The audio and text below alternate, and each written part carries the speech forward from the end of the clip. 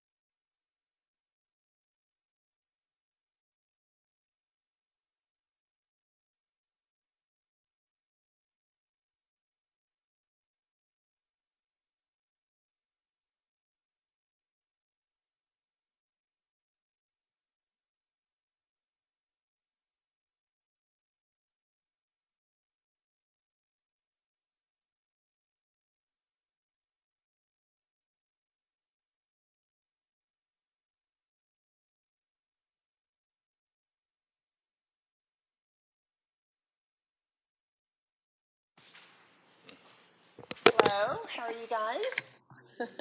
Thank you for being here. I have several guests that I would like to honor tonight, and I want to start out with our Spanish Spelling Bee winner. So if she will come up here and join me, Valeria.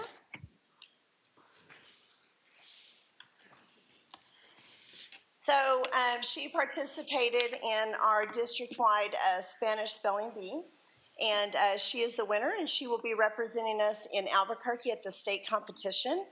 And you want to talk to us about what word you won with? I don't remember. Was it? But I think it's a secreto. Okay. Oh, that's hard. Wow. And that's why she's the winner. So we are so very proud of you. And your parents are here.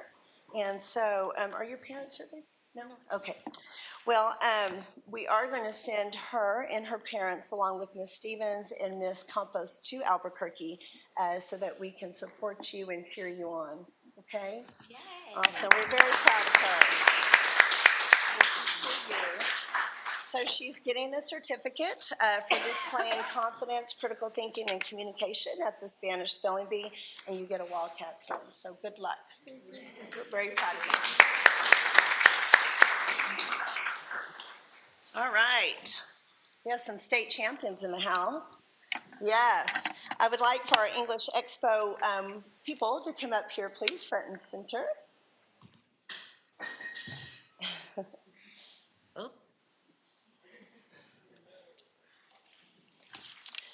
New Mexico English Expo was held on February 28th, 2026 at Artisco Heritage Academy High School in Albuquerque. And this is the 6th year that Leamington High School has participated in the competition, and the 6th consecutive year that Leamington High School students have earned top honors, bringing home the overall gold award for Leamington schools. Leamington High School traveled with the smallest and the youngest in the program's recent history. Our team included 18 students, 4 seniors, 3 juniors, 4 sophomores, and 7 freshmen, so a very young team. As our competitive teams do so well in Leamington, they prepare with many weeks and hours of dedicated time to becoming champions. Their performance exemplified the portrait of a Wildcat, reflecting outstanding communication, integrity, critical thinking, adaptability, and confidence. Through their efforts, these students represented Wildcat Nation with great pride and excellence. Our English Expo team earned 11 medals, including 5 state champions. This evening, I want to recognize our state champions.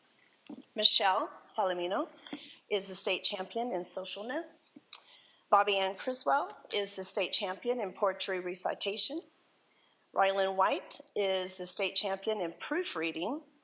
Jan Flores is the state champion in photographic essay. And Corral Paredes is our state champion in Shakespearean monologue. I would like to thank our English Expo coach, Lucinda LaRoe, and our sponsors, Matt Payne, Noah Marshall, Josie Maxey, Chris Otto, Maribel Yanez, and Kelly Howe. Special appreciation is also extended to Matt and Kelly Howell for generously providing the team shirts for competition day. And of course, to our parents and their support. You know, our kids cannot do what they need to do without parent support. And so we appreciate our parents for being a part of their championship and their journey. The team would also like to express sincere gratitude to the athletic director, Mr. Murad, and his assistant, Ms. Lily Carrasco, for their consistent support. The continued success of the Levington High School English Expo from the very first time that we entered this competition, we thought, well, let's just go get our feet wet and see what it's all about. Are you kidding? We won, didn't we, Miss LaRoe? Like right off the bat, came back with all these state championships and yes, we remember that. And they continue to show up and represent Wildcat Nation with such class, and I am very, very proud of you guys. And here in a minute, you're going to get to talk about your projects, if you don't mind. But let me go ahead and give you your certificates and a Wildcat pin. Not very many students have this Wildcat pin. Okay, yes, it's a big deal. So Michelle, not here. Okay, we'll give that to Miss LaRoe. Bobby Ann, thank you. I'm so proud of you. And Raymond White, right here. How about Jan? Yes, ma'am. And all right. All right, you guys are going to have to get up here to show everybody your cool stuff. All right? All right, who wants to go first? All right, let's do it. Right front. Yes, please. Yeah. I want to get where I can see it.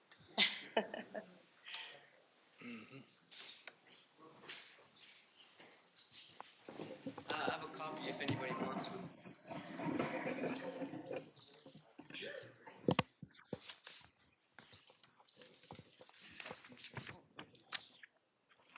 So what inspired me to make this essay and what inspired me to use the eggs was all the discrimination we have in this world and how we're just not, equal, that we don't unite each other as much. So to use that, I used different colored eggs, but when you crack them, they're the same color and the same yolk, and it's the same nutrients. So it represents us, and it just no matter what color you are, you're still human.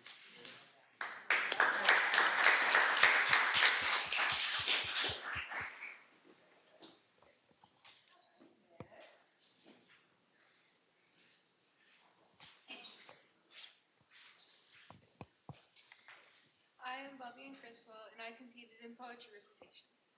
For this competition, we had to make it last up to 2 minutes, and in that, I chose to do 2 poems rather than 1. They both are by Emily Dickinson. I chose to do Because I Could Not Stop for Death, and We Talked as Girls Do. These both relate in the topic of death, which will affect everybody at least once in their life, and that's why I felt that these poems were a good choice. Thank you.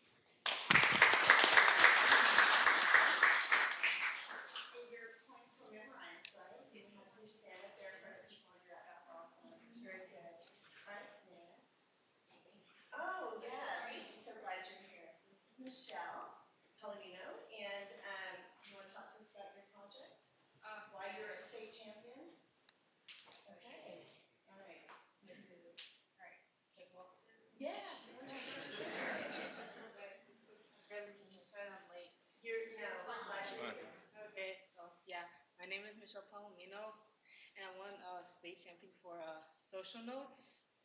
And I don't know social. So social notes is like a judge tells you to write something like, for example, and your aunt gives you $50. You have to write a thank you note for them, and yeah, you have to write a lovely note for them or something.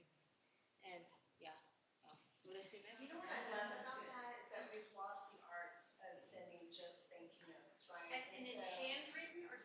Yeah, it's handwritten. Oh, wow. Love that. Yeah, I wrote parts of that stuff. I love that. Why not? That is why you're the state champion. Yes, we are very proud of you, Michelle. Good job.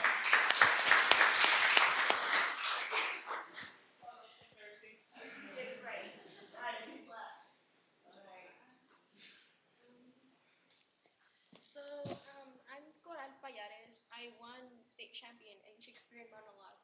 So what Shakespearean monologue is you have to recite a monologue, obviously, from from Shakespeare. It could be any play. It has to be more than 40 lines from a singular character. And it has to be memorized and acted out all at the same time with an accent too.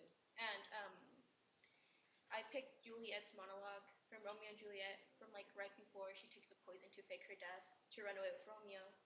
And it was all acted out and stuff. And I think brought back state champion.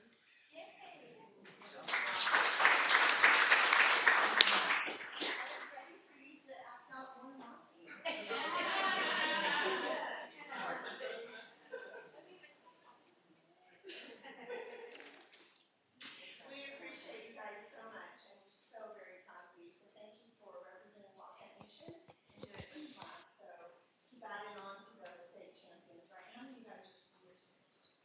Juniors? Sophomores? Freshmen? Wow, that's good. Wow. I don't think it's very awesome. Thank you. Thank you. I appreciate you guys so much. You're welcome. And thank you, Ms. LaRoe, for continuing to encourage our kids on that. I love this program, so thank you very much. Rose, do you have anything to add? Ms. Willow, do you have anything to add? Oh, just what a joy it is to work with these kids and the fun that we have. It's wonderful. We just appreciate the Lovington schools for getting us there. Thank you for allowing us to do it these 6 years. That's great. Thank you. Thank you.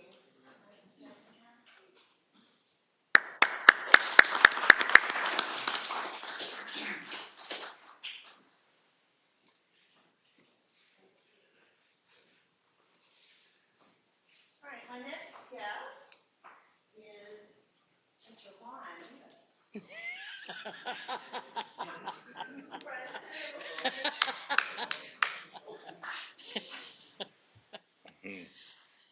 Listen, this guy right here takes care of us. He is amazing. And I just wanted to honor you. Yes, yes. Our food service department is truly one of the bright spots of our district. And much of that success is due to the incredible leadership of Juan Vivas and his wife, Carlola. Together, they lead with heart, dedication, and a tireless work ethic that shows in everything that they do. Juan and Carlola consistently go above and beyond to ensure that our students and staff are served with pride, quality, and care. Their cafeteria team reflects that same spirit, hardworking, positive, and committed to excellence every single day. Their loyalty and dedication to Lovington schools is extraordinary. They travel nearly 3 hours every day just to be here serving our students and staff. Juan's favorite saying is, "I will make it happen." And he truly lives those words. Through their work, they model our district motto of lighting the way with hope and a champion spirit. Commitment, pride, service, and genuine care for others is demonstrated every single day. Juan is also our district's go person when it comes to catering for small and large events. Time and time again, his team delivers exceptional meals that receive countless compliments for both the quality of food and the presentation. Whether serving our students each day or preparing for special occasions, Juan and his team provide service in the highest, classiest way and make it look so effortless. Their cheerful attitudes, teamwork, and dedication to excellence truly represent the Wildcat spirit and make our food services department something our entire district can be incredibly proud of. So thank you, Juan. Thank you. Yes. So you're getting a certificate for displaying all of our traits, including sweet white and just leading the way with hope. There you go. Thank you very much. Thank you. And would you like a cookie that you prepared? Of course. I mean, that's the other part, is he always takes care of us for our kids. Juan, thank you so much. Yeah. Thank you, Juan. Yes, he does. Yes, he does. All right. Mr. Payan.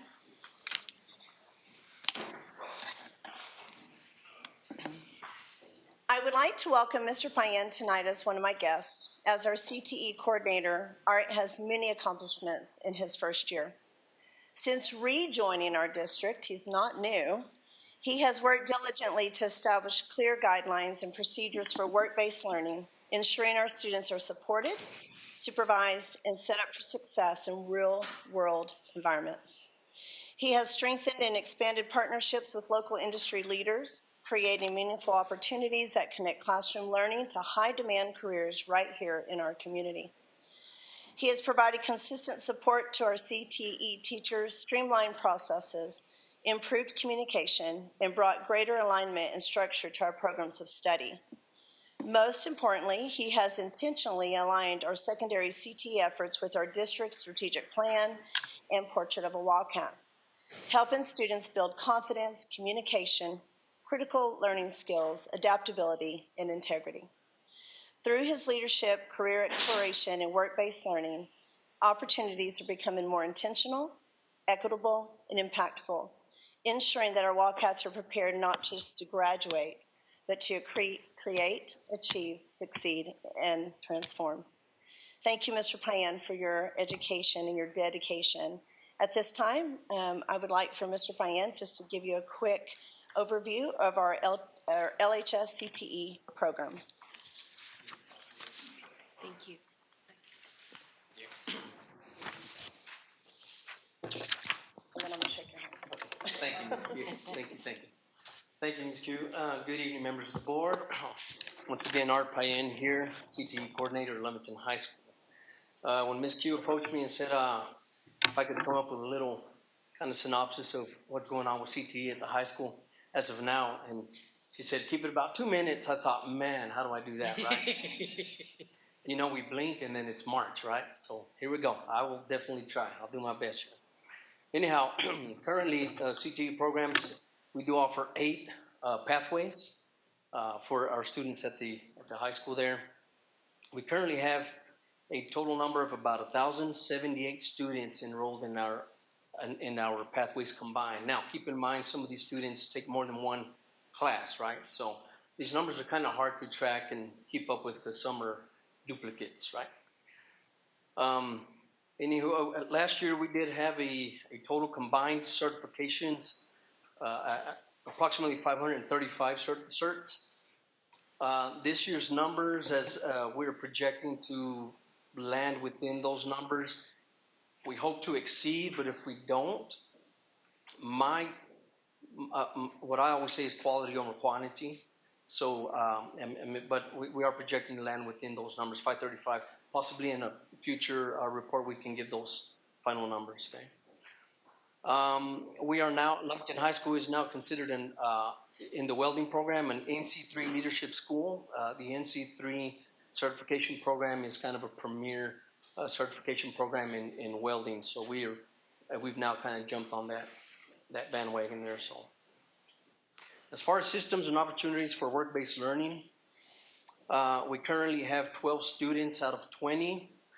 Once again, quality over quantity. We started with 20, we're down to 12. There are some requirements that for students to require to be in the program.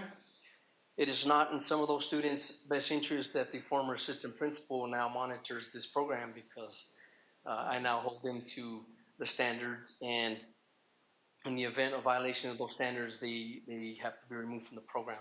Now, with that being said, we've had the opportunity to kind of observe and find what some of the pitfalls have been in the program, so we're trying to improve in some areas. Therefore, we did this year, we had a student and parent orientation early on, first of the school year. This is where we go over the contract and the expectations. Okay, this is so we don't run into the well, I didn't know kind of situation. So no student goes into the work-based learning program unless I have either a meeting, moving forward with a meeting with student and parent combined, okay? Based on some of the requirements. We've also implemented the Vector Solutions videos with our work-based learning students. These are the Vector training videos at a student level. They're actually geared for students, and so we managed to put that in place. As well, we still maintain a partnership with America's Job Center. They were formerly the New Mexico Workforce Solutions. We still have a partnership with them. I meet with them next week so we can come up with our plan for next year's upcoming groups of students. As Ms. Q said, we have included some new industry partners. To name a few, we have Lovington Home Health. We've partnered with Hobbs Dialysis Center. There's a typo there, apologies. And also our LMSD ancillary programs. We have a student shadowing ancillary programs as well. So even our own district is on board with helping our students. So we also acquired some funds from Newborn Oil. Thank you, Newborn Oil. And these were supplemental funds for to be able to pay some of our work-based learning students that had timed out. As far as career exploration, these are some of the things that have aligned with our strategic plan. Early on in late April, I believe early September, we had the Be Pro, Be Proud on-site trader tours. This was provided by the New Mexico Workforce Solutions. This was a successful event. We had approximately 300 students go through the tours, and we're excited to bring them back next year. Next year, we will try to up our numbers and get more students to have the opportunity to experience that. We've had several college and career job fairs. We had a couple in the fall. We have one upcoming in late spring. So our upcoming seniors can have an opportunity to start to talk to people in the community for possible employment or college opportunities. We do currently have feeder programs at TMS, currently with FFA and Ag, and our digital media and coding. We would like to expand some more of those moving forward. Maya Learning was also launched recently. Maya Learning, if you don't know, is a college career interest inventory program that is being implemented in all secondary schools, 6 through 12, in some capacity. The Discovery Day at TMS was what we believe to have been a success because we did manage to do that this year before registration. So the students had the opportunity to view the CTE pathways so they can determine what it is they would like to sign up for. And as well, we still continue a strong partnership with the New Mexico Workforce Development. So we're sending a lot of kids over to them and get signed up for those programs. Highlights overall this year, I like to think number one is student success. Obviously, we do this for our students, right? And so we have had some students have been representing their CTSO programs on a state level. We have some state representatives in Skills USA as well. Tonight you will hear as we've just seen, we've had state qualifiers. So I mean, the students are doing really, really well overall. So we are expanding and growing our CTE programs, increasing numbers and increasing our programs, strengthening our programs. As we know, we recently had two nationally recognized CTE teachers. I do brag and boast about that, especially with some of our competitors. Once again, overall, work-based learning students have also been hired within the companies that they have interned with or had internships with. So to us, that's what we consider a best-case scenario is when they get in as interns and then eventually that place will hire the student and put them on their payrolls. So we've had several students as well. So overall, great things are happening over at LHS and LMSD. Thank you for your time. Thank you. Any questions? I have Ma'am. one. At the Maddox thing a couple of weeks ago, one of the tables I was at, they were commenting that kids are graduating at 17 with these certifications, but that some places won't hire them because they can't insure them. They can't put them on their insurance till they're 19. Have you run into some of I that? thought it was 18. Is it 19? 19. 18 or 19. Yes, unfortunately, so I've been trying to form some partnerships with Norley Hospital, but we understand some of their, their laws may limit, with students not being 18 and stuff, they're kind of limited to what they can or cannot do. So we're still trying to visit some of that. And yeah, it does pose a bit of a challenge to have students in the workplace as well. Lovington EMT, with the city of Lovington, we're currently working with them as well. I'm waiting to hear back from them. I guess they're waiting on some of their HR policies and insurances to see if our students can qualified to do ride-alongs and such things as that. So, Okay. so yeah, we are limited, but it still doesn't mean we can't ask, right? Oh, yeah, no. Yeah, okay. Okay, Thank you for your time. We're glad to have you back. Glad to be back. Yes, ma'am. Thank you. Thank And I you, just Mr. want to Green. mention, Art is the coordinator, and Dr. Parker oversees the program and works closely with Trey Williams as well. So it's a great team effort. Well, We're and very that's, proud. I was gonna say, I love that we get the monthly update from Dr. Parker. And I didn't know if you knew that she's great to share your information. And so we love that whole piece of it. So thank you. Thank you, Mr. All right, last but not least, I would like to take a moment to introduce Mr. B. Wes Raines from Apex Legacy Group. So Mr. B. Wes Raines, whose company Apex Legacy Group is now serving as our district's third-party administrator, TPA. Mr. Raines and his team provide a wide range of services that support our staff and help ensure that our benefit programs run smoothly and effectively.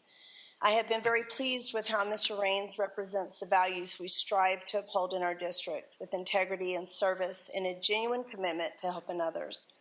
As he and his team spend time in our district working directly with staff, I wanted to take the opportunity to put the face to the name and formally welcome him to Wildcat Nation. We appreciate the support Apex Legacy Group is providing and look forward to the partnership as they assist our employees with professionalism, care, and expertise. So welcome to Wildcat Nation, Mr. Raines, and you have a Wildcat pen. No big words. So, thank you. Okay, and he stands here for any questions that you guys might have. I just want to clarify, this is benefits that are not school benefit. These are purely payroll deduction on a personal level, correct? These are not our, I see Carrie shaking her head. They're not NIPSIA or these are. They're not any of our voluntary other school-provided benefits. Okay, I wanted to be sure that we were clear on that. Yes, ma'am, that's correct. So all the state, the health insurance, dental insurance, that's through the state, and that remains the same. Okay. So this is an individual, every employee can choose whether or not to participate on, okay. That's correct. Okay. So is there anything else you want to tell us about it? Well, I've been working with schools in New Mexico for over 10 years. Some of the districts and administrators you might be familiar with worked with Stan Rounds, he was the superintendent in Gallup, TJ Parks down in Hobbs. And so I've got thousands of clients in New Mexico that are educators. My mother's an educator. One thing she taught me was that teachers don't really understand their insurance, and I've learned that through working with teachers for over 10 years. This is what I think kind of set me apart, is I take a lot of time to spend time with teachers, make sure they understand everything. My mother also taught me that teachers like donuts, so I brought donuts all over the state, which is funny because I've had teachers here in Lovington who've not seen me for years. They met me in a different district and they see me as a donut guy. So I take a lot of pride in making sure to provide excellent service. It's not just me. I have a backing by Integrity Marketing Group. They support me. They're the #1 life and health distributor in America. Galen Hendricks is a business partner of mine. She's an Integrity Marketing Group partner, managing partner. She's got a permanent seat on committees in Washington, D.C. pertaining to insurance. So I've got a direct line to her. Let alone to mention, National Life Group is a major carrier I provide. They've been around 178 years. They actually paid a death claim to somebody from the Titanic. Yep. Manhattan Life is the primary carrier we use for the ancillary products that you were just speaking about, Ms. Maker, with the cancer, accident, things like that. They've been around since the 1800s. So even though I stand here by myself, I've got a big support team that's providing excellent service, quality service to everybody. And that's why we're able to provide, I'm standing here before you, a great service to all the clients. Okay, thank you. Is it mainly health insurance, or is it mainly insurance, or is it investments, or both? So there's the voluntary retirement option, which is an index universal life, and that's through National Life Group, is the primary carrier we offer that through. To give you an example of that, I've got one for my daughter. I do about $200 a month, and when she's 65 years old, she'll have $182,000 paid out to her every year, tax-free for the rest of her life. She's an equestrian, so if she realizes in her 20s or 30s that, bump the cash value of her, she's sitting there because I decided for her, maybe she buys horses instead of waiting till 65.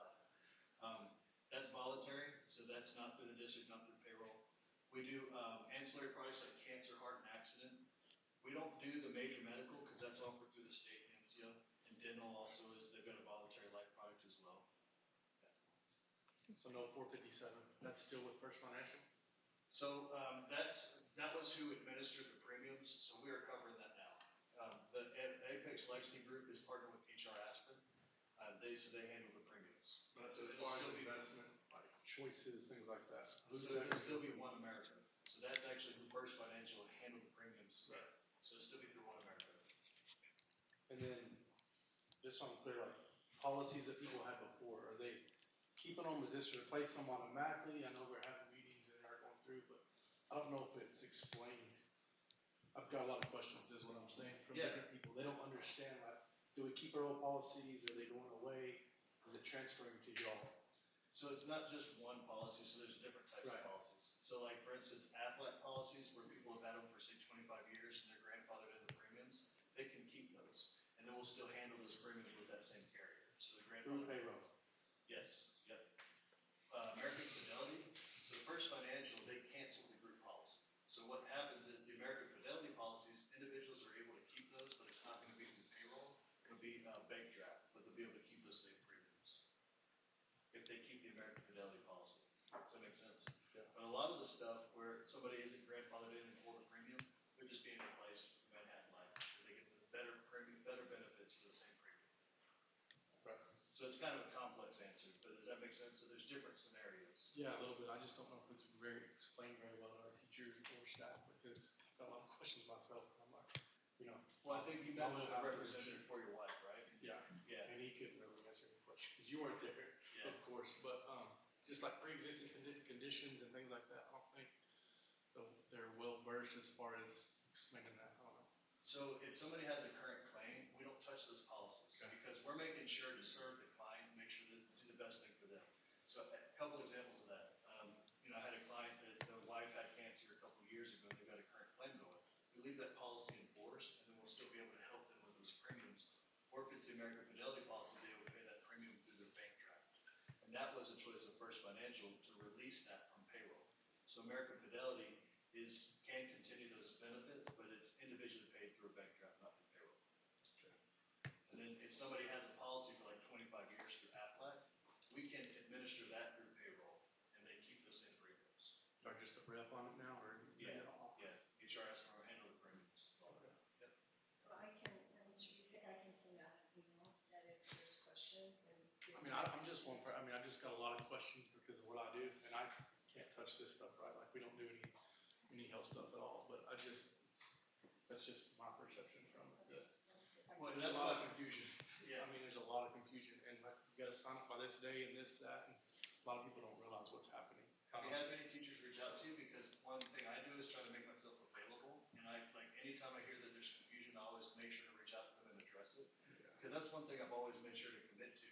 That's differentiated me from all the other carriers that I've seen service teachers. Because I've always heard stories about they just have to shuffle through and check boxes. They don't understand what they got. Well, that's why I take time to make sure I would spend forever talking to them. Yeah. Sometimes 2 or 3 donuts in, still sitting there explaining stuff. No, I'm not saying, I think you understand it, and I think you know the ins and outs of it. I'm not saying it's getting, throughout it, because you're not there, you weren't there or whatever. That was just one example, and I know what I'm talking about, I know what I'm looking at.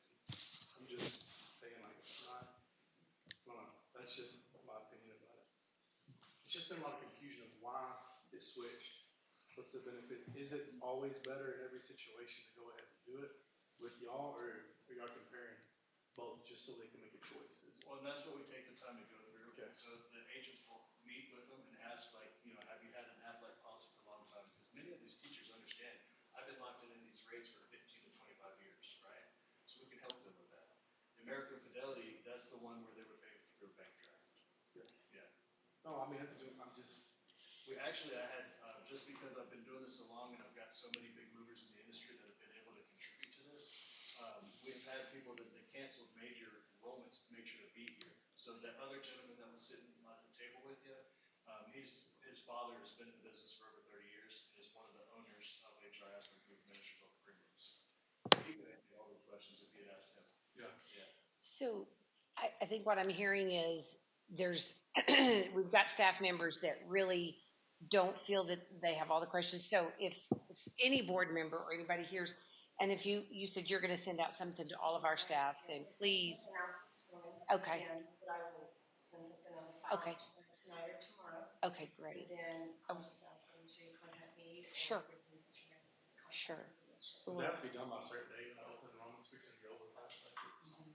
But they're committed to, being here or doing. Right, what but they like need to by do. Wednesday, you don't, it's done, right?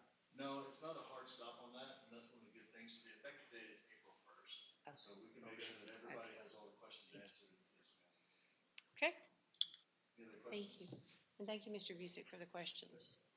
We just always wanna make sure our people are taken care of, so And I thank wanna you make very sure that much. too. All right, Good, thank you. thank you. Thanks.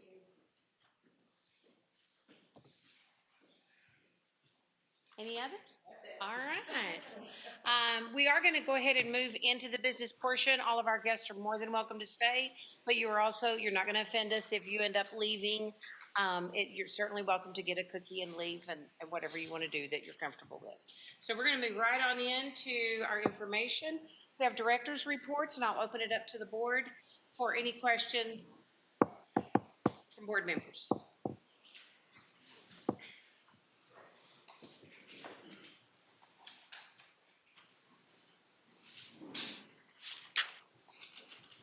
None? I did not have any there, no ma'am. Okay. Well, before anybody changes their mind, we're gonna move right on to the superintendent updates. Any of those? Any questions on any of that information? No ma'am, not on me. Okay, as always, if something comes up, don't hesitate to reach out. Okay, we're gonna get into routine matters. Take items 1 through 4 as part of the consent agenda. Do I hear a motion to approve those as presented? So moved. Second.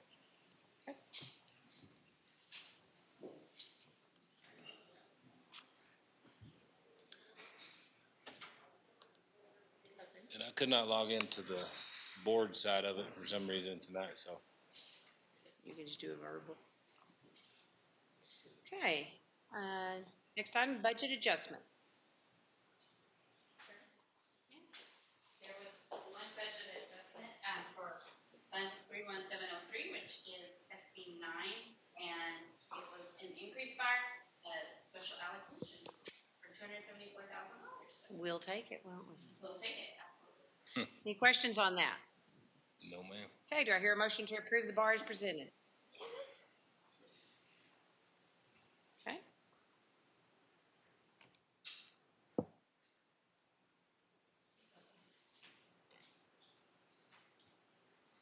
Okay, and I will point out, the bids will not be listed unless we actually have bids that we, took that off, just so. Donations. Okay, We have a donation for $1,000 to Livingston High School Honor Society from the National Association of Secondary Principals. And this is something that our high school applied for and received. So we're grateful and thankful for that, and that will go into the Honor Society account. great. All right. Do I hear a motion to approve the donation as presented? So moved. Second.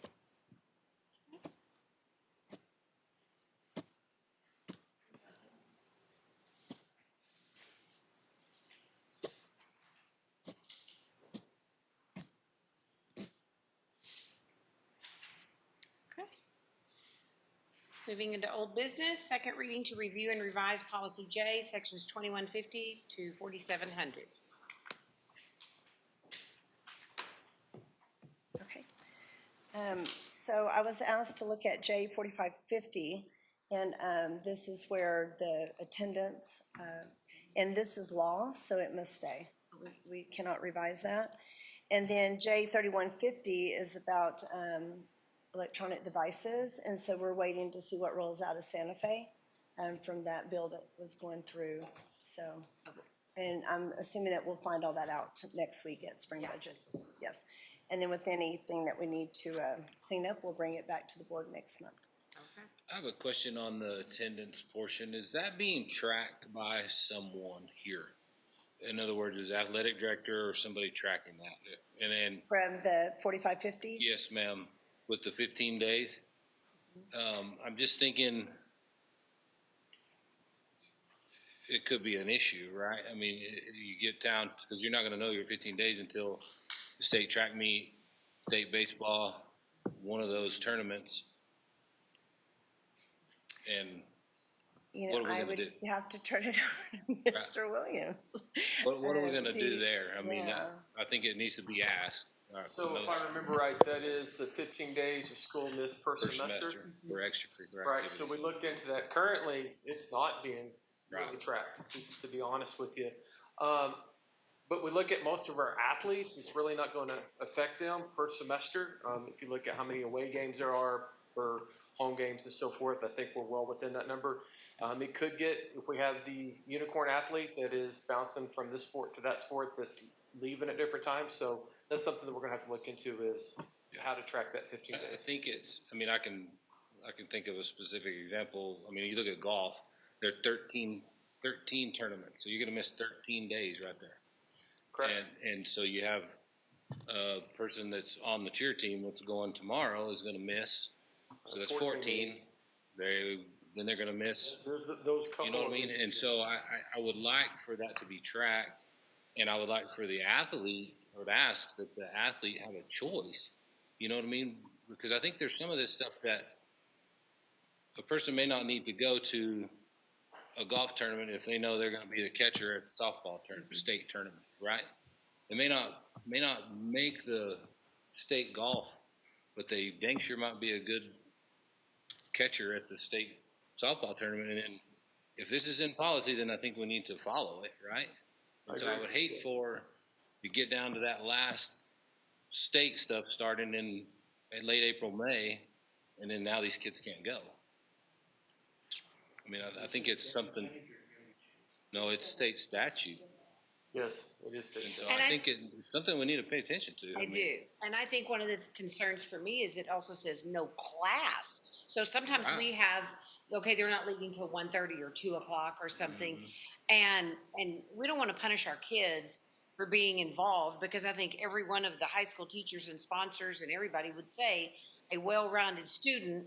But I like the idea of the knowledge and the Yeah. choice of, okay, you know, in order to be sure you're not in those dates. So I think it's something we have to continue to really And I look think, at. I mean, our coaches, and I'm not just limited to sports, but I think all activities do a great job of recruiting.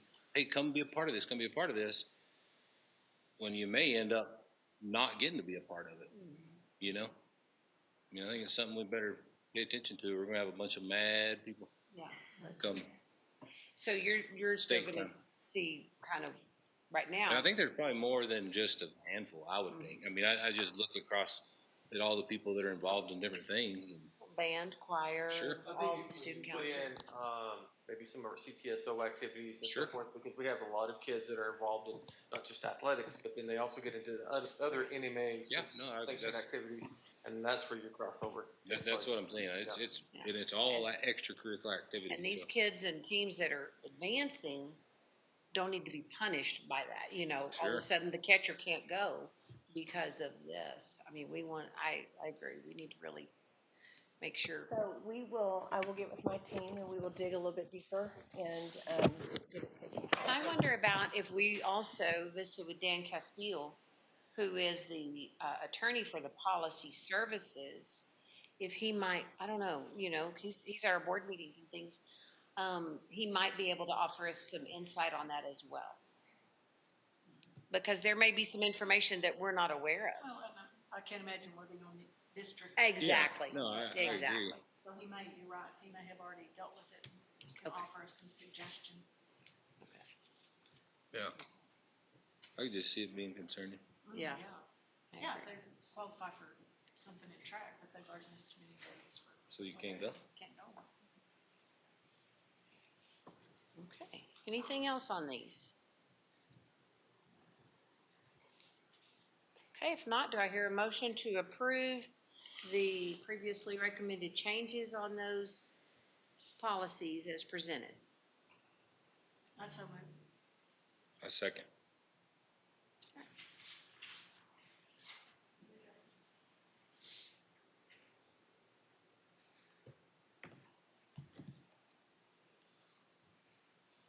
Okay, moving into new business, and we are going to take item 2 first.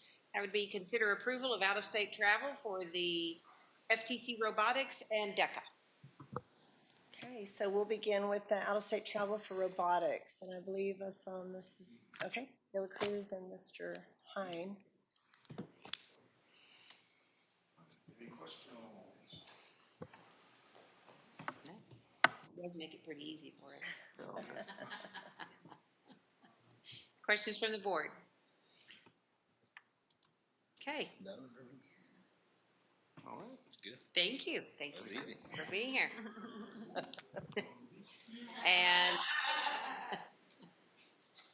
And then DECA? Yes. And I believe we have Mr. Crawford here for that. Oh, we got to come up with a bunch of questions. There we go. Any questions for me? I'm impressed the kids are gonna be on another campus. Is it DECA or robotics? Yeah, we're going to Atlanta. You're going to Atlanta, that's right. It's robotics that'll be on the other campus. Yeah, that's pretty cool. That's exciting. Atlanta's fun too, yes. Okay. Congratulations. Any questions for Mr. Crawford? Okay, thank you both for being here tonight. Do I hear a motion to approve the out-of-state travel for our students for the FTC Robotics and DECA? Okay, Second.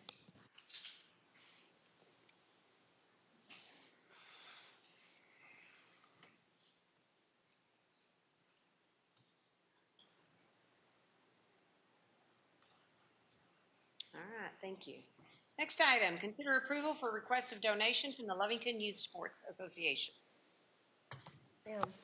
So I believe we have Ms. Taylor here requesting 4 different things for the Lovington Youth organization. So, and I do want to comment that Lovington Schools partners with this organization, and we definitely want to continue working with them because they're the building blocks of our sports programs, and they have revived the younger sports and opportunities. So I'll turn it over to you, Edith. Yes, so thank you for listening to us. And we could not do what we do without the school's help on volleyball, using the gyms, and basketball, using our gyms, and then now, being able to use the softball fields that I started with in 9th grade. So we've kind of taken and looked at some things that we want to do out there. And so as you can see by the documents that I uploaded, one thing that we would like to instigate is a scoreboard. Those scoreboards out there are not working and have not been working forever.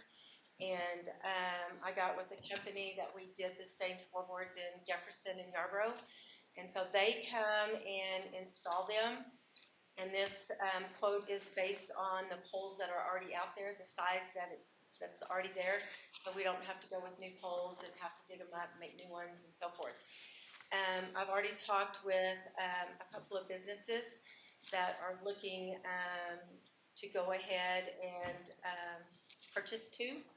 And with our help, so I would like, if we could go ahead, if I get 1 this year, then we could get 1. And then as we get them, that we could go ahead and put those out there. They would be wireless, and which helps.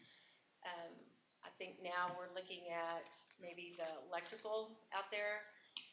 Maybe the Gophers have gotten it, so that's something else that I don't know if I need to bring back, or if that's something that could be part of this as we look at the electrical, because that would be with the city as well. So they would go with whoever the people were.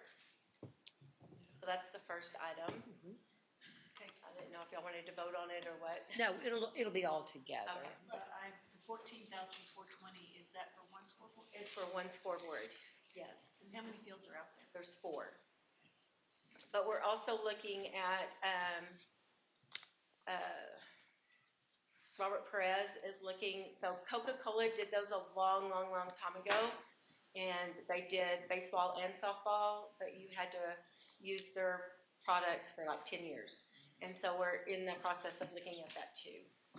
And so so we've got two ways of how we can get scoreboards out there. But I need permission to put scoreboards out there. Either way, doing a contract that way or businesses willing to donate. So you're asking just permission to put them out there from us? Yeah. Yes, because- this goes with the lease agreement where they can't make any modifications without just letting us know Yes. because we own the property, so. So I bring it before you and then I go back before the city council and say, we've got to go ahead, that we can put new scoreboards out there. Any questions on that? Okay. And this may not happen this year, but I'm hoping in the next couple of years, contracting someone to fix our softball fields. I'm in talk with the county commissioners, and then I've also been sort of talking with Maddox of how we can do that. And so the accent land contractors are the ones that put the sprinkler system out there, and they still have, it's funny because when I got them to do this bid back several years ago, it was for all of the fields because that's what the city had asked me to do. Get a bid for all of the fields that we could do it all under one big grant. And so I did, and so they still had the plans for all of the sprinkler system, which was kind of neat because then they kind of know what our fields look like. So I did cross out the baseball and the ones across from Avenue D, from the park, Chaparral Park, because the city's already got funds to redo all of those. So we're left with softball coming up with a way to get our fields done. And so I contacted Chris several weeks ago, and he said pretty much the bid I sent you there is pretty much the same price. Okay. And so I didn't get a new bid, I just went with what he had showed, and so I marked everything out except what the baseball fields.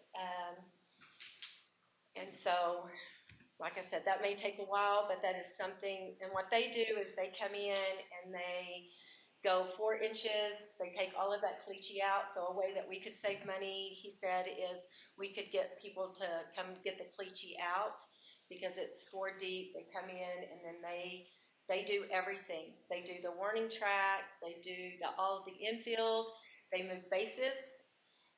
If bases need to be moved, which they do, because our bases are still based on when they were 50 or 55 versus now everything is 60. And so we've got field A because we have done that. And so we've got to do the other 3 fields. And so that's something that I want to do that I think our girls deserve and need, because right now the caliche, it's fine caliche, but you get all the scraped knees, the elbows, and the sliding, and so that is just something that I would like to do in the next couple of years. But again, I have to have permission to do that. And then the third item is our, kind of going out of order, but the Jefferson volleyball net, which I visited with Jesse, and so I'm going to get with Sports Imports. It's not on here, but we already did. It's number 4. It's number 4, the Jefferson volleyball installed. We bought the nets, and you okayed that donation. Did I miss it? No, it's not on Okay. there. We're only at 3. That's okay. Keep Sorry. going. Okay. We're good. Keep going. So Norley went in half with the youth sports Or for the maybe- volleyball net at Jefferson, which accepted the donation. And so now we would like to get them installed. And so I'm going to get with Sports Imports. They do have a guy that comes down that does it because it has to be approved by y'all's vendors and stuff. And so, and see how much that's going to cost so that we can get them, because it's a floating floor. And so it takes special, you just can't concrete it in, so. Okay. So we'll look at that, because Norley keeps asking, like, are we gonna get them in? And I'm like, well, we're going there, so. Yes, it is, and so, and then the last item is, for the youth sports to help the LHS softball. Complex put in concrete for the 2 batting cages. Right now, when it rains or snows or whatever happens, then they're out there in the, mud getting everywhere. And so we want to put concrete, and then I think we're looking at turf to put on top of it, kind of like what the boys have on their batting cage if you go by and see. So we're wanting to do both. And I did put in there the cost breakdown of what that would be. So Lee County Concrete is giving us concrete per yard for 145, which at contractor's price is 155. This is what my husband's getting for right now. And so he offered to do 145, and we need about 15 yards per slab. And so you're looking at that price, and then how many sticks of rebar, and then the tax. So we're looking at about $52.78. If we could go ahead and get that done. Okay, I have a question on that. Does Lovington Youth Sports use the high school softball field? Well, we don't, but this is so we're a nonprofit. And so a lot of those girls come out and ref for us. So when softball is over and we start our season, they come and ref. They come and umpire. And they have been doing that for since I've been doing it, so the last 3 years. And some of them coach. And so we want to give back. And plus, the school helps us so much. And so, eventually our kids that's playing these sports are going to be there. And that's just our way to kind of give back to the community. And so they asked for the need, and we said we'll try to do as much as we can. So that's... On this concrete job, is there any labor? No, it's all being donated. Wow, that's gonna be some good work. They will. Yeah. Yes. That's great. Yes. That's great. So we just, that's the most expensive is the concrete and rebar. So. Superintendent, have any additional comments on any of this? No, the only thing I would ask, and which is happening already, is that before the donations that we get with Jesse to make sure that, we can support that.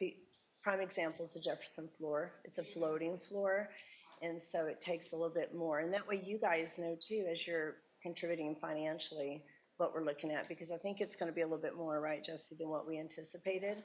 And so definitely, but the bottom line is we definitely want to continue the partnership, because you're right. You start with the kiddos and then they just end up in our program. And I love to hear that our kids are giving back. They're giving back, and now you're giving back, and then they're going to give back, and you guys will give back. It's just a beautiful cycle. Yeah. Guys that come out and ref, even the ones that's graduated are coming back and umpiring for us and stuff. So yeah. So we want to involve the kids as much as we can and give them some money to earn. And they just love the sport, And I know you spend a lot of time going out and getting all the specs and all the information. So just before that, I just asked to, visit with us first so that you don't spend all that time and energy doing that if it doesn't work, because you've got another full-time job to do. I do. Yes, I you do. But then normally when I do that, it's like, well, have you got anything in writing, or have you had anything proposed? So that's why I always have it a little bit before, because if it's asked, then I say, oh yes, I do, here it is, instead of taking another week or so. So I kind of have them in a row just in case that happens, but yes. But we definitely want to support Lovington Youth. Okay. I think it's great. I think the only one that comes to mind as far as the concrete is really close collaboration with Jesse saying, okay, because I don't know if that's something you're wanting to do now or soon, yes, yesterday, and so just really letting, I'm like everybody else, I totally appreciate what you guys are doing for our kids, and then for them to turn around and give back, and just really with the understanding. And so these things are a little bit different. A couple of them have to do with, in regards to the lease agreement. And, so the board will decide, yes, we, approve that. And then the other two are things on our property that your organization is basically being philanthropic and giving back to our district. So, okay, I wanted to make sure. So, other questions? Thank you for what you're doing. Okay. If there's no other questions, do I hear a motion to approve the presentation for the donations by the Lovington Youth Soccer, Youth Sports? So moved. Wrong. I'll be in trouble. It's all sports. It's not, It is, so. it's all sports, we have Okay. them all. All right. Thank you. Thank you. Okay, next item, consideration of recommendation to amend the athletics handbook. Okay, so, every year about this time, we bring our handbooks before you so that you can see some of the changes that we need to do or some things that we have to do. At the end of last year, the Board of Conference met and changed up some of their rules, and it's still not very clear. But what we want to do is make this as clear as we can and clean this up a little bit. So you will find on page 26, I believe, a section here about Lovington Middle School and movement. And you will see what was struck out. Number one, about any sixth grader wanting to try out for the middle school athletic competition team in volleyball, cheer, basketball, and track. All of that has been struck out. And the recommendation is what is in yellow, that sixth graders are not permitted to participate in any sports at the middle school. At Taylor Middle School, Border Conference teams in volleyball, basketball, and football must be comprised of eighth graders only because those are the parameters that they have given us. And TMS, seventh and eighth graders are permitted to participate in the following: intramurals, Border Conference track, and cheer. And so due to the meeting at the end of the year, we want to clean this up and try to get as streamlined as we can because we have things really, truly all over the place. So stand for questions. Questions from the board? You're saying football, you can't have seventh graders at all either? Yes, sir. That's true. Yes. Or to compete for Border Conference, That is correct. not just basketball. That's correct. Change. They changed it because Lovington was winning. I mean, let's just call it I spade a didn't want to spade. say that out loud, Just but okay. Well, we would change for basketball, but I No, thought football. it's, Because yeah. at the end of this year, it was at the discretion of the coach to let seventh graders play. Yeah, so they want it real nice and clean, that seventh graders play seventh grade, eighth grade plays eighth grade. After the eighth grade season, then they can declare, they can be asked to move up to the high school. But you're saying after the seventh grade season, those kids cannot move up to eighth grade? That is correct, yes. If the way it's stated in the Border Conference handbook, if they do, then the team can't compete for the Border Conference championship. I thought it was just basketball. This must be new. No, it's everything. It's everything. And the Border Conference has all these rules, and they don't match, and so they're trying to align that, because truly Lovington did. We saw a loop that we went through, and we were winning, so. On page 38, it does contradict what we said on page 26. Per NMAA rule, students in grades 6 through 8 are eligible to participate. Okay, so that was something that was missed. I need to clean that up. And that's where the NMA, it's fine for NMAA this is specific for cheer, for 6th through 8th to be on the team, but we're just saying in our policy it's not. This needs to be cleaned up because it's not matching. So I just neglected to, I didn't see this on 38. Perfect. So moving forward, let's use cheer. It'll be 7th and 8th graders, correct? Yes. Okay. I just want to be sure that we're all clear on that. Right. Okay. So cheer allows us, but other sports don't. No, No.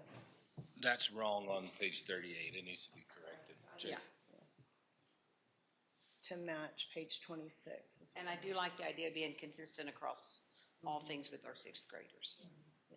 And we're in the season, cheer is about to end. after state next weekend. And so they'll take about a week off, and then they will begin tryouts Yeah, pretty and quick, so so. those kids need to know ahead of Yes. time who can and cannot, absolutely. Taught at track as well. I'm sorry. Track as well. Track is, Track is 7th and 8th. 7th and 8th. 7th and 8th, so Yeah. no sixth graders. No sixth graders. So that needs to be changed because it says Yeah. football and track.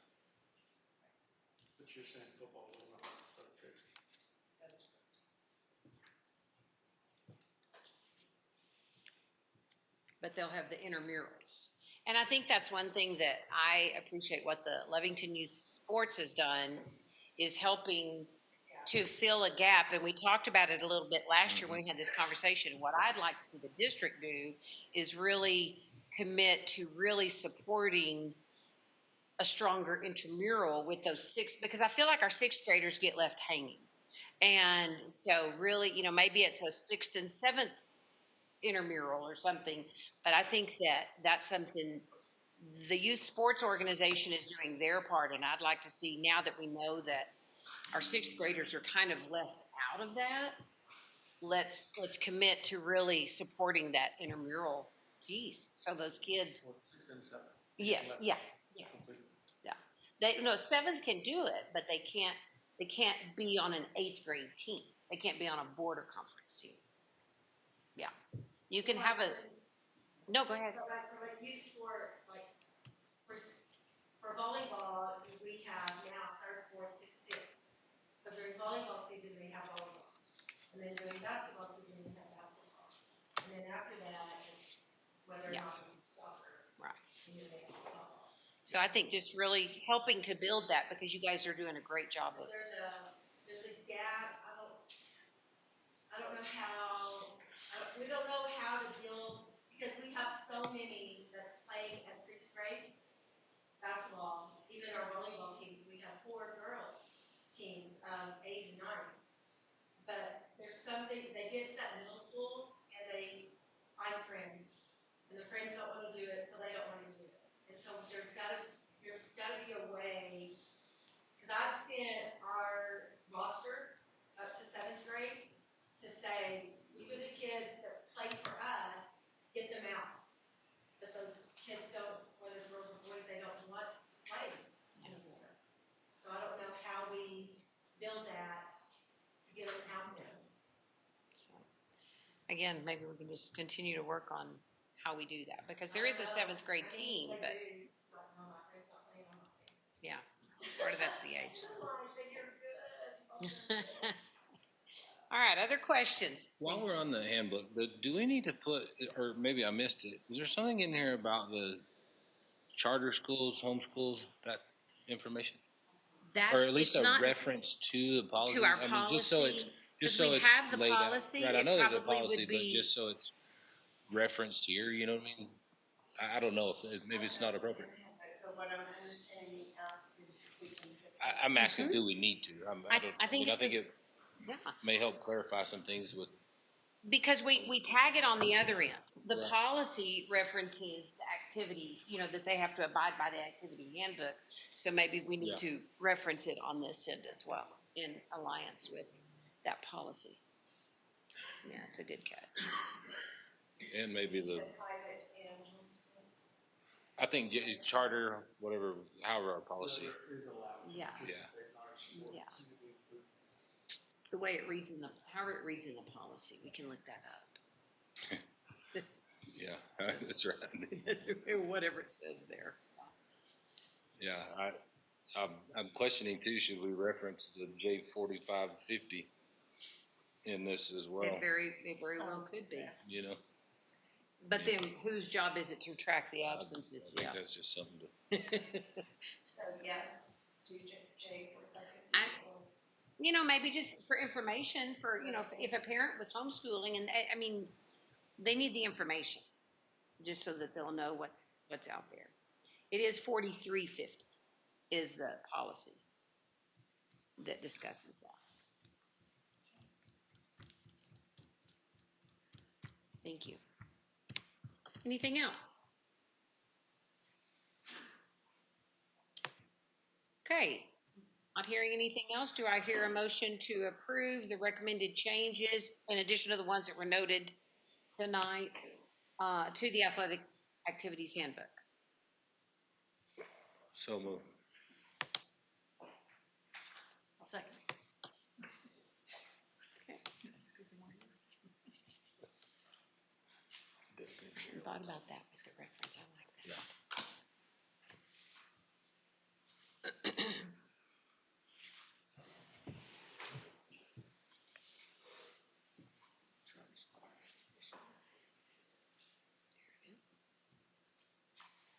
Okay, next item, consider approval of the 26-27 school calendar. Okay, Oh, we skipped what did I skip? number 3. Athletics handbook? That was just a handbook. Reschedule the June 8th meeting. Do I have an old copy of this or something? You may have just. No, that's moved. number 5. That's number 5. Yours is out of. Hey, I've done that where I slide mine, so anyway. Do you still have 6 things listed? I do. Okay, well then we're gonna get to all of them. Okay. Okay, so we're gonna go to on ours, number 4, the 26-27 school calendar. Okay. Okay, I'll turn it over to the superintendent. You will find in your packets a lot of information of what we did. We sent out a FAQ sheet to our staff members and to the parents. We also sent out a survey to parents and staff. And then we sent out the 2 calendars, proposed calendars for a vote. And you will see in your packet, I provided the FAQ sheet, and then the calendar voting, the percentages of which draft was selected. Oh, that's the requirements.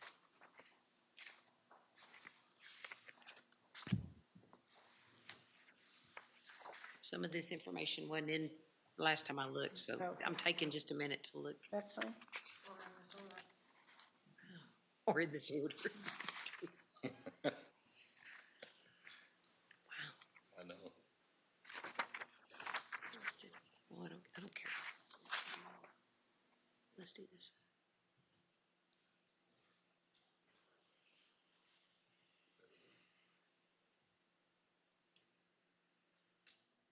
Yeah, I want to see the percentage.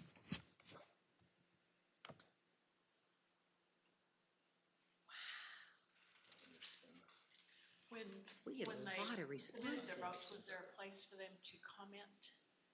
So they were able to comment before on a survey. And so we had 65% of our staff responded to the initial feedback, and we had 40% of our parents responding. 40%. Yes. This one. I'm just kind of amazed at the participation rate. That, We were on both pleased. the community and the staff. Yes, ma'am. Very, very high. Right. We don't usually get that much, so. And I will tell you, out of our family results, the support for a 4-day calendar for yes, there's 1,121 responding, 84.7%. For no, 202 out of 15.3%. So that was that. And then for staff, so I can go to the page. In support of a 4-day calendar was 91.5% with 314. 29 said no at 8.5%. And before we sent out all this in the middle of the FAQ and the survey, we had district representation, and I met with them at Taylor Middle School and spent a Wednesday afternoon going over all the things that we have to do to create a calendar, the laws, all the things. And we put together a PowerPoint for them and to describe what all that was. And so some of the guidelines that we went over was, if we have a 4-day week, then I was asked by the board to keep the holidays intact. And so we would take Monday off and go Tuesday, Wednesday, Thursday, Friday. And Election Day, we do not have a choice. That was passed in law 2 years ago, that Tuesday, November the 3rd is Election Day. We have to take off school for that. A full day must have at least 5.5 hours and no more than 7.5. And then we have to follow the rule of the minimum of 1,140 instructional hours per year. And passing periods before and after lunch and lunch recess do not count in that instructional time. And then we have to do our K-12 plus level 2, tier 2 rules as well. Do you want me to say anything about which draft one out loud? Okay. So draft 1 is the winning calendar with, let's see what was the percentage rate? 84% voted for draft 1, 16% voted for draft 2. Pretty obvious then. Yes, ma'am. And we would have continue to have our 4 teacher development days beginning July 20th, 21st, 22nd, and then January the 8th. There would be 5-day weeks for teachers, July 20th through the 24th, and January 4th through January the 8th. Thanksgiving break stays intact. We would go Monday, Tuesday, I believe, and out Wednesday, Thursday, Friday, Saturday, Sunday. Christmas break is 2 weeks, spring break 1 week. And then we would honor Labor Day, Election Day, MLK holiday, and President's Day. So, and that calendar is there before you. Instructional days, there's 84 in the fall, 80 in the spring, for a total of 164 instructional days. 4 professional development days, giving the staff a total of 168, and that's to keep with our tier 2 funding for K-12 plus. Am I missing a comma here? It's here. It's next, right? Okay. So school day times will be 7:40 to 4 o'clock for teachers, 7:50 to 3:30 for students.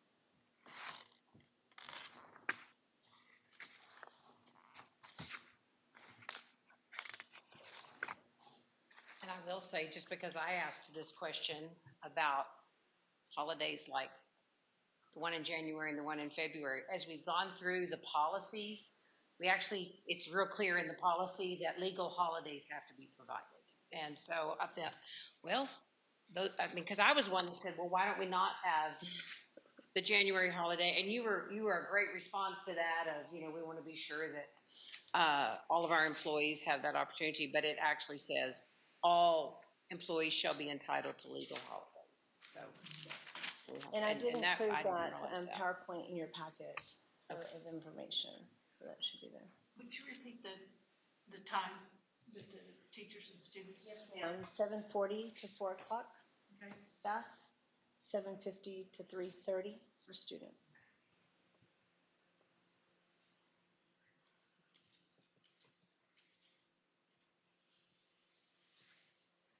Anything else? No, it's time for questions. Questions from the board? Any other questions? I know you had mentioned you were trying to work with the city and the youth center to help provide some care for students on Fridays. So what I did was I contacted city manager Miranda and told him that we were looking at this. The youth center provides services on Wednesday afternoon, and so he was waiting to see what the board was going to do tonight, so that they can kind of start looking at possibly doing something for Fridays for the youth center. Okay. Anything else? No, ma'am. From the board? I got something to say. Okay. I think the 4-day week is great. I think the hours are great. But I think the calendars need some work, but I can't. I've looked at it, I can't figure it out. I think there are many in the room that would raise their hand and say, me too, I don't like the calendar at all. Which part, Mr. Dillon? I don't like starting earlier. It seems like the last 3 to 4 years, we've changed the calendar every year. Every year we start different. If we do this, everybody loves it, leave it alone, don't change it again. But we change it every year. So I'd love to respond to that. So in 23-24, we began, the first day of school was August the 2nd. And then that next year is when the voting day came into law. So we began August 1st. And then this last year, in 24-25, as I'm walking through the district, and I'm noticing that my staff is melting and my kids are melting in October, and the huge number of referrals to the ER, I put in the fall break. So I had to get those 2.5 days, and that's why we started July 29th. But now we don't have the 2.5 days. I know, right, correct. It's Friday off. But the people come up to me and tell me, well, I like the 5-day better than the 4-day. Just a few handful of people say that. 4 days is the best way to go. We're only going 4.5 days already. So what's a half a day? You know what I mean? Let's drop it to 4 days and go. I just don't like the calendar. Well, I would like to meet those people that say they liked our 5-day calendar this year, because that's not what I was hearing at the beginning of the year. We've got something that evidently might have voted against it. I don't know. But what I'm saying, I don't like the calendar. I love everything else but the calendar. When did we start last year? Last year, we began on July 29th, due to the voting day and then the fall break that I put into the calendar in the middle of October. I can't remember the number of weeks from Labor Day to Thanksgiving, but it was long. Now we're starting. This year, we're beginning on, what was it? 23rd. The 23rd. But we Yes, ma'am. still have some community learning days the week of August. To get We have not discussed that yet. We have not put that in there yet. 16. It's 4 extra days to get 16. Let's figure out some way. I've looked at it, I ain't figured it out. Unless you put more days in the month. Add some days to the month of September. February's missing a few, I think. It is missing a few, isn't it? Other questions? Okay, superintendent's recommendation? It's for the board to accept calendar number 1. All right, do I hear a motion to approve calendar number 1, draft number 1 as presented? Motion. A second. Okay.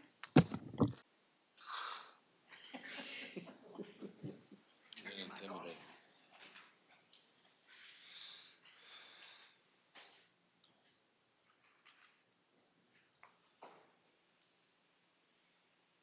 Okay, thank you.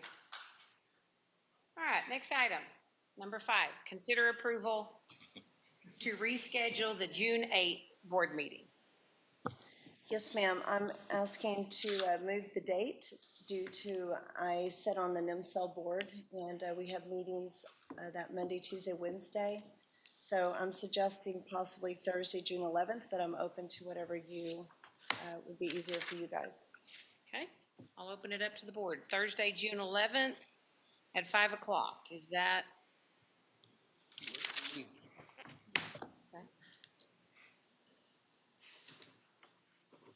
You want to check your schedule? Are you going to be on a boat? You'll be on the creek. Are we good? Okay, do I hear a motion to reschedule the June board meeting to June 11th at 5 o'clock? So moved. Second. Thank you. Okay. All right. Lastly, first reading to review and revise policy J, sections, oh, sorry, I got a little ahead of it, sorry. I'm sorry.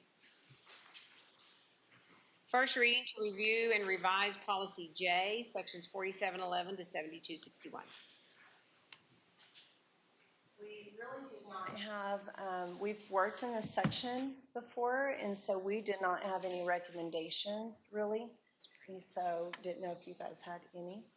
I didn't see anything, but. And this will finish as section J. Okay, it is a first reading, so unless anybody has anything specific tonight, you can reach out to the superintendent at any time between now and the April board meeting to move forward with that. So. Ms. Maker, and I do want to note that we're going to take a little pause until June. I mean, we'll do the second reading of this section next month, but then we'll just take a little break due to all the end of the year Things going activities. on in May. Yes, ma'am. Great to me. Okay. All right, quickly, other information, spring budget. I'm sure by now you've communicated with Vanessa if you're gonna go. The spring region meeting on Monday after we get back from spring break. The annual conference in San Antonio. Again, I bet everybody's communicated, so, okay. Public comment time. Time set aside for the public to comment on items on tonight's agenda. Is there any public comment tonight? Come on up. Please push the button and introduce yourself. My name is Kayla Taylor. I am a mother to Brody Sanchez at Yarborough Elementary grade this year. But I just wanted to start by saying I'm not currently for or against the schedule change. In the survey, I just selected that I needed more information before forming an opinion. My concern is the same as Mr. Dunlap's, that the calendar has been changed multiple times throughout the years. Within the past 2 years, we were told that schools needed to move to 5 days a week and even add instructional hours, which pushed the start dates back. Well, that's what I thought pushed the start dates back. But after hearing today, the start dates got pushed back from adding in additional October dates. But that was from the PED stating that we were supposed to go to all 5 days, and that big hoopla that happened in New Mexico that allowed 4 days. So basically just think that's why maybe the community sometime is a little bit worried about, well, what is the best direction? Is it 5 days or is it 4 days? So just because of that, I would like to respectfully ask for greater transparency with the data that is informing this decision. It's much more than a calendar that you're looking at. Major changes to the structure of the school week affect students, families, teachers, and the broader community.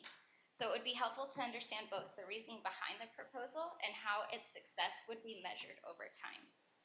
Some information that would be helpful would be clarity around baseline data, such as how many students are currently performing at grade level benchmarks, student and teacher absentee trends. I did hear today too that absentees for sports is going to be looked at, and how is that data going to be tracked. I think Fridays could alleviate some of that as well, so that's why I'm not against it. But tracking data is very important to see where you are at and where you end up. And if you have to make another change, you can provide that data of why you need to make a change of something not happening. Teacher turnover and recruitment data.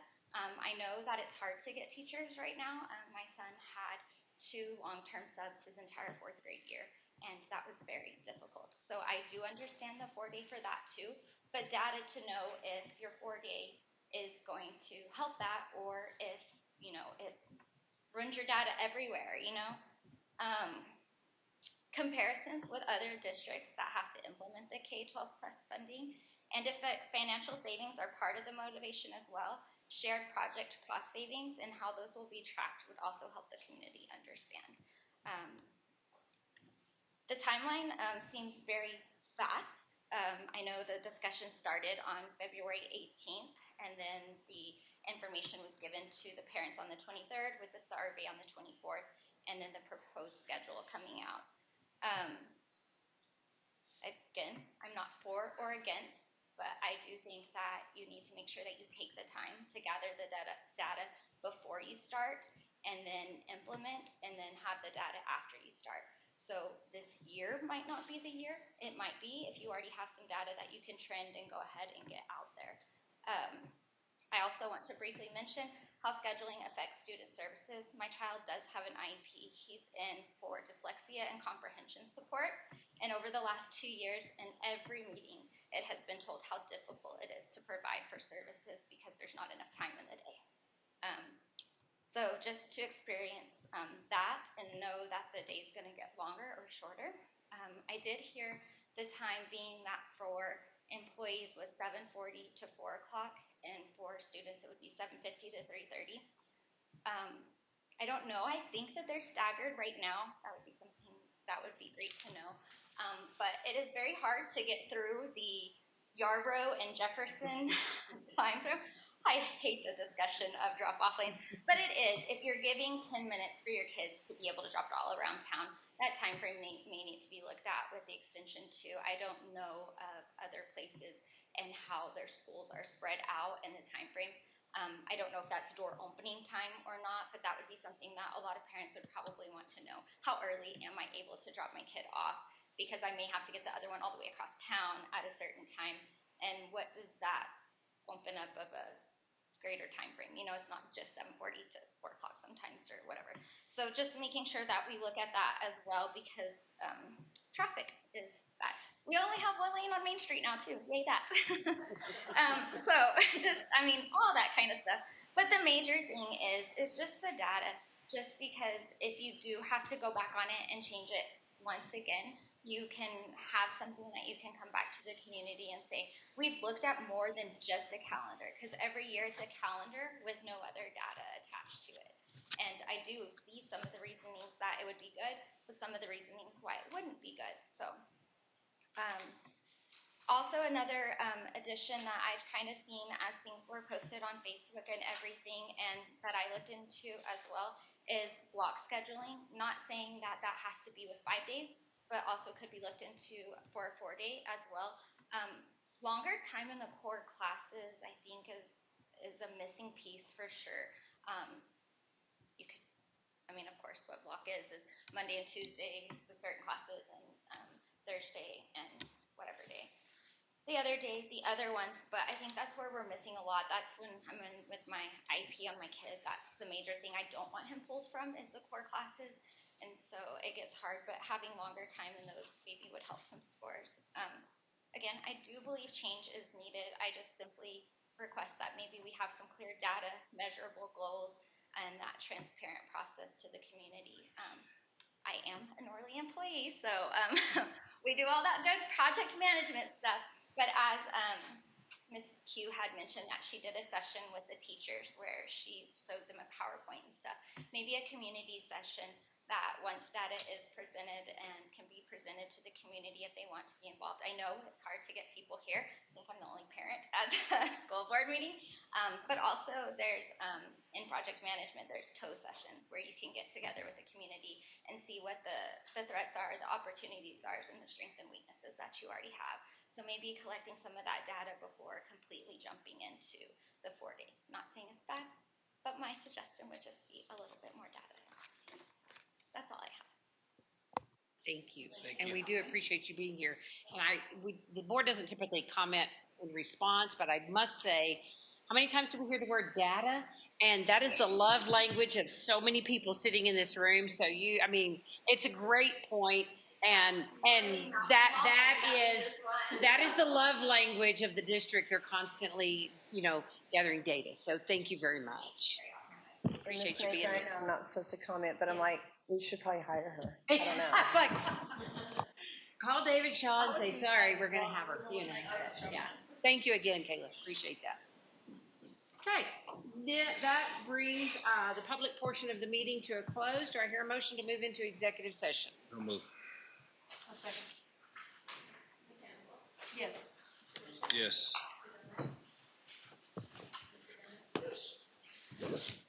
Yes. Okay, we'll take a 5-minute recess. Thank you, everyone. And we'll do fast. Hey, that's a fan. Everybody get your cookies.